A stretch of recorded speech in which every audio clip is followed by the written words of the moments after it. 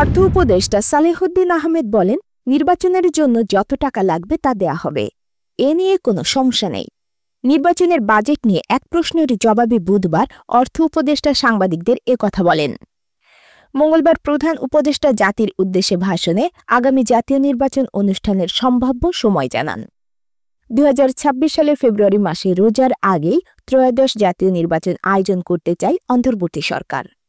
যুক্তরাষ্ট্রের সঙ্গে শুল্ক নিয়ে দীর্ঘ আলোচনার পর তা 35% থেকে কমিয়ে 20% আনা গেছে।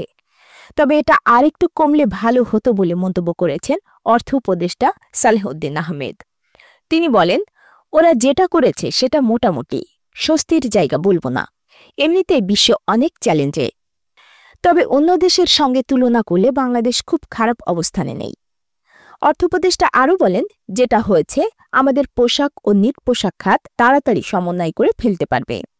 বস্ত্র খাতের বোনাই একটু সমস্যার মধ্যে পড়তে পারে।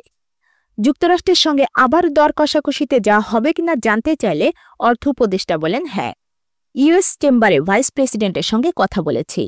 বাংলাদেশের বিষয়ে তাদের মনোভাব খুবই ভালো। শেভরন ও ম্যাটলাইফের অর্থ দিয়ে দেওয়ার কারণে বলেছে, তোমরা তো টাকা আটকে রাখো না। চুক্তি এখনও সই হয়নি জানিয়ে অর্থ উপদেষ্টা বলেন, একটা আনুষ্ঠানিক চুক্তি সই হবে।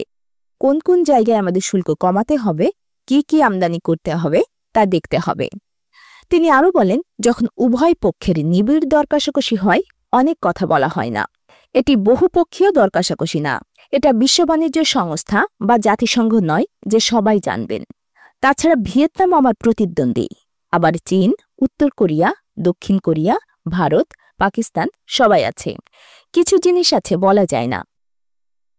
Ayesha Akter, desk news, zero TV.